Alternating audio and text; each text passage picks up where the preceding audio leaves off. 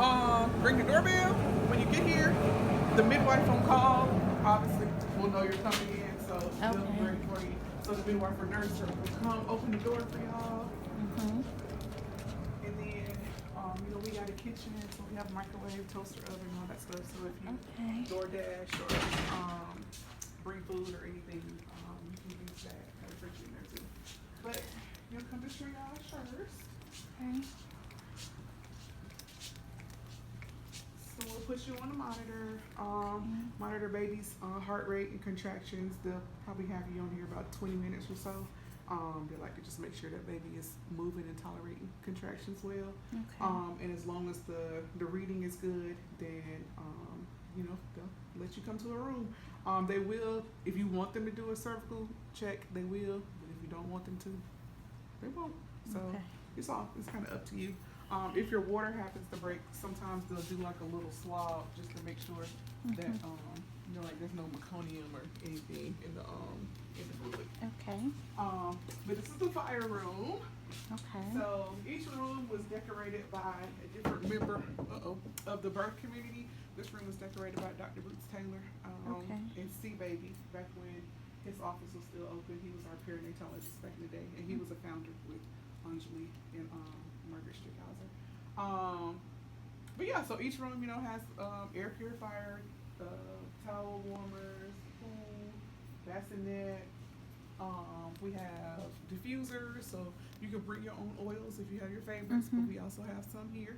You can also make a playlist. We have like the Bose speakers. So you Okay. can connect to the speakers, play your music. We have our little emergency, cart here. They usually like to keep that covered up, just so you're not freaked out by Yeah. the stuff here. But if it's there, obviously it's there if you need it, if they need it. Okay. Got nitrous and oxygen here. Okay.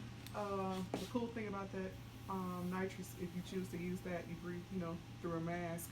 But that tube connects to a tube on top of here, a little container on top of here, and you exhale like into a tank up under the counter, so you don't get everybody else high.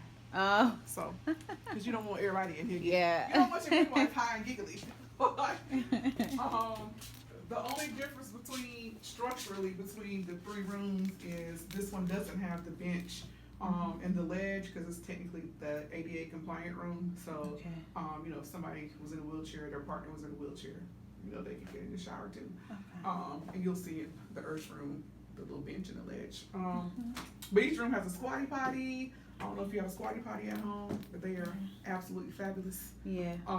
And the toilet is a great place for labor. Or just even now, like feeling that pressure. Yeah. Because like when you're on the toilet, your pelvis is all nice and open.